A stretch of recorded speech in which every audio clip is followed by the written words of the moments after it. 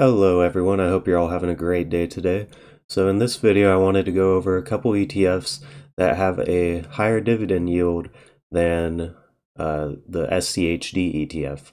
So SCHD has a yield of 3%, one of these yields has 12%, so that's almost quadruple SCHD's dividend yield. So let's get into the video and I hope you enjoy. So basically, SCHD, they have appreciated 245% since 2011. So that's a good long history of a stock appreciation, or ETF appreciation, I should say. And their dividend yield is 3.47%. Now, this ETF, JEPI, the JP Morgan Equity Premium Income ETF, has a yield of 7%. And they are a fund that seeks to achieve their objective by creating an actively managed portfolio of ETF securities, comprised significantly of those included in the fund's primary benchmark, the Standard & Poor's 500 Total Return Index, or the S&P 500 Index, and through equity-linked notes, selling call options with exposure to the S&P 500 Index. So this one is a little bit more diversified than the next one, because the next one, JEPQ, actually sells equity-linked, or sells call options with exposure to the benchmark, which their benchmark is the NASDAQ 100 Index, so a bit more volatile.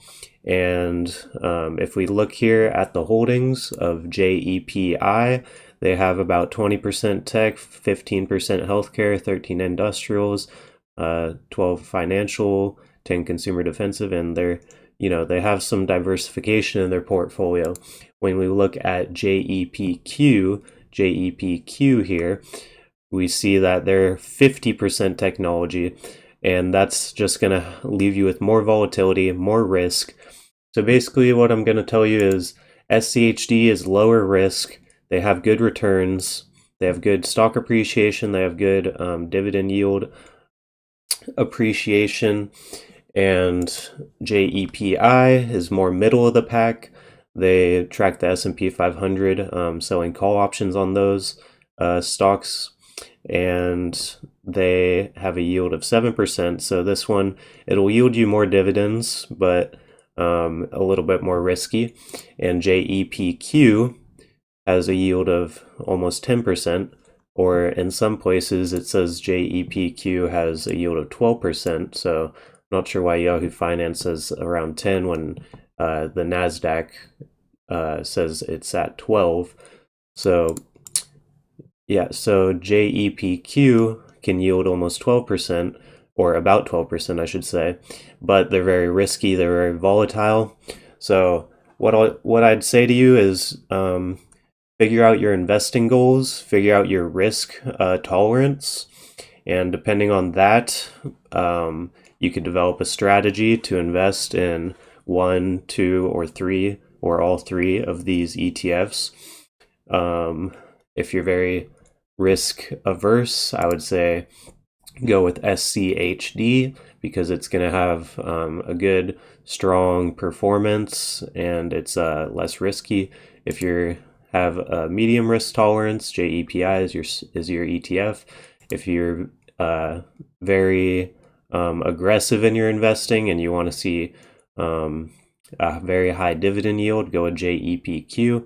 So SCHD, their annual dividend yield is 3.39%, annual dividend of almost $1 after the stock split, and monthly dividend, quarterly dividend of about 25 cents. And that dividend growth rate is 12%. So if they keep that up, you'll be seeing your dividends go up every quarter. And JEPI has a dividend yield of almost 8%, and they actually pay monthly dividends of about, these last 2 months been about 40 cents. JEPQ, dividend yield of 12%, annual dividends of $6.60, monthly dividends these last 2 months of 55 cents. So very high dividend yield. And also, let's just take a look at the stock or the ETF appreciation over time. So like I said, since 2011, SCHD is up 245%. The thing about JEPI and JEPQ is they're much newer. JEPI starting in May 2020, and they're up 19%. JEPQ starting in May 2022, so only about 2 years now, and they have an appreciation of 10%. So it's up to you guys, depending on your investing strategies, depending on your investment goals, how much time you have to be in the market, and your risk tolerance. So I hope this video was informative.